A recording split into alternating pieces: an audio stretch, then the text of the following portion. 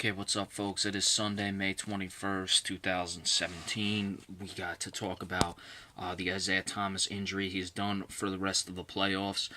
With this video, I'll talk about the Celtics in general, the Isaiah Thomas injury, obviously what that means. Probably not going to mean much the way the Celtics are up against the Cavaliers right now. But just all in all, where the Celtics are going and all that stuff, because it looks like it'll be a quick series. But first, we'll talk about Isaiah Thomas. He's out for the rest of the playoffs with a hip injury. Now, certainly the way they're talking about it as far as how long he's been playing with it, this certainly changes my opinion a bit on what has been going on with the Celtics the first two games. Clearly, I still don't think a 44-point loss is at all acceptable, and I'm not going to pretend otherwise, and I'm not going to act like there's any, way to justify that sort of thing, or seem to think that it's unrealistic for me to expect them not to lose by 44 points. With that being said, certainly if Isaiah Thomas is hurt and the Celtics have not been making shots and all those sorts of things, and the offense has really been terrible, and he's not himself, he's not able to hit shots clearly with a leg injury like he has, that certainly changes things quite a bit, and it certainly leaves the Celtics susceptible to get beat by big margins the way they have. Because if they're not able to score and Isaiah Thomas, their main guy, is hurt and compromised, and he's essentially the guy who you're running all your offense through, then you're going to have problems. Tim Legler had discussed it today, and I agree with. They're talking about, well, what are the Celtics going to do without Isaiah Thomas? And he says, well, if he's hurt, as it appears he is, it's actually a benefit to the Celtics at this point. Now, no, it's not a benefit between not having Isaiah Thomas to having Isaiah Thomas. We understand that. But certainly, at least now, the guy who you run your offense around isn't compromised, he's not hurt, and there are certain things you can do. So I'm gonna change my tune a little bit as far as what you would have expected with the Celtics. Certainly, if I knew the extent of the injury, as I don't think many people did outside of the organization, you would look at it and say, all right, you can't really expect much, but still, the Celtics should not be getting blown out the way they are. So that's it. He is out for the rest of the playoffs. We'll see what the Celtics are going to be able to do. See if they can somehow at least extend this series. Just play for pride, whatever. But the Isaiah Thomas injury speaks more to this whole thing with the Celtics. What are the expectations and where they go moving forward? I get the sense that it's this idea that, well, the Celtics are so great for the future that what does right now matter? And in some senses, yes, that makes sense. The problem with that is that either the Celtics are going to try to enhance this current roster that they have moving forward, obviously with, Jalen Brown, who's starting to come along very well. I think that the rest of this playoffs, it's going to give him a chance to flourish and really build in the next season. That's something that's very important for the Celtics and something I'm going to keep an eye on in at least these final two games. But also you have the number one pick, whether it be Markelle Fultz, Lonzo Ball, De'Aaron Fox, whoever they decide to draft. That's fine. If you want to use those guys to supplement this team, maybe sign Gordon Hayward. And again, I don't know what is going to happen as far as Gordon Hayward. Clearly, they have Jalen Brown. They have the picks. But you look at all those things, maybe move some guys like an Avery Bradley, whoever, Marcus Smart, Rozier, Jay Crowder if you sign Gordon Hayward. Maybe move two or three of those guys, but essentially keep a core of Isaiah Thomas, the number one pick, Jalen Brown, maybe Gordon Hayward, maybe you trade for a center, who knows, but still have Al Horford. So you essentially enhance this team, maybe lose a little, but enhance the current roster. That's one thing. That's certainly something that the Celtics may be able to do. That's either one course of action, or the other course of action is they let Isaiah Thomas go when he's done with his contract, which would be at the end of next season. You would expect they'd probably likely trade him, but you never know if they're competitive next year, certainly if they build on what they have.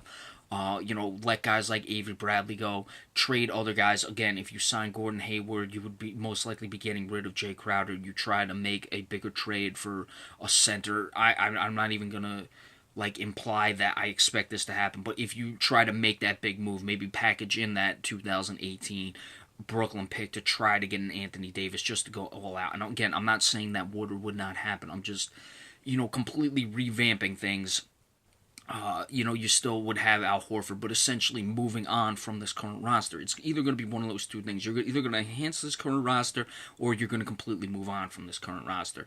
But at the same level, you still have this Celtics team in place.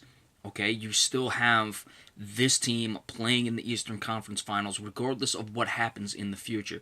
So, as we said, there's either two paths the Celtics are going to take. They're going to either enhance this current roster, which would mean they would still have to play much better against Cleveland, show that this team is at least on the verge, and maybe two or three pieces, a Gordon Hayward, the number one pick, some other auxiliary pieces, and then they can make a run. Or if they're just going to completely go all, start over, so to speak, and use the Jalen Browns, use the picks, get rid of the guys like Isaiah Thomas, then this team is still playing, and then it's like, well, what else? You're just going to root for this team because they're going to be gone anyway, so it's one or the other. It's almost like we're looking at the future and saying, oh, the future's so great.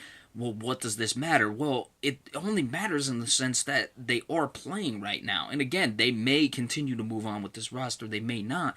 But whatever happens in the future will happen in the future regardless of what happens in this series. So I don't understand the sense of, well, whatever's going to happen in the future will happen regardless of this series. So if they lose, well, it's expected. What's the big deal? Well, okay, but by that very same logic, whatever happens in the future is going to happen anyway, so why not try to win if you're the Celtics or see what can happen? And again, you don't want to be completely embarrassed, and maybe this team is actually a little bit closer than you think. Yeah, they're getting pounded by Cleveland, but, one to two players may certainly close that gap. So you got to look at it in that regard. Clearly, they're going to play with Isaiah Thomas. Isaiah Thomas is a guy who was on an All-NBA second team this year, had a terrific season. Certainly MVP caliber. Granted, it's a tough year for him. Probably the wrong year. In other years, I feel he would be much closer to getting consideration. I still think he's getting slighted. But regardless, you may or may not lose this guy. And if you do, if you move on from this current team, then you can't really assess anything as to where they're moving in the future. I'm not saying that means Markelle Fultz, Jalen Brown. If you keep the Brooklyn pick, if you try to trade it, if you bring in a Gordon Hayward, or try to move on from there, but just whatever you do and completely move on from this roster. I'm not saying that can't lead to a championship. I'm not saying that won't be better than the current team. But to look at the future and say, well, look, we're in the Eastern Conference Finals, we're ahead of schedule with this team that we may or may not have moving forward. Say they completely move on, then you can't look at it and be like, well, we made the conference finals, we're in good shape, and we still have all these things moving forward. If you're going to move on from this current roster, whatever you've done to this point doesn't really matter, because if you move on from this current roster, you can't assess things and say, well, we've come this far. You're just moving back to square one. Is that a problem? Is it the definite not way to go? That's not what I'm saying at all. I'm just saying you can't look at things and say, you've made it this far. Where are we going to move from here? How are things going to move forward? So it's one of those things to look at. The Celtics still have to give a better effort in this series regardless, because nothing of what happens in the future, nothing of who they draft, nothing of where they move, what direction they decide to take, whether they move on from this current team or they decide to just enhance this current team.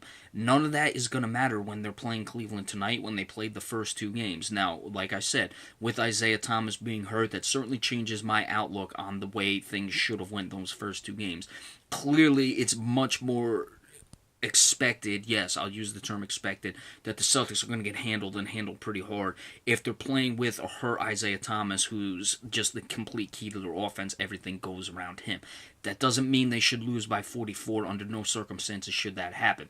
I expect moving forward you're going to see a much better effort because, as we discussed with the Tim Legler situation, whoever's going to be moving forward are the guys, who are going to run the offense. They're not compromised. They're not hurt. They should be able to make shots. So that'll be good in that regard, and I want to see a much better effort from the Celtics. But you have to play better in the Eastern Conference Finals. It's really that simple.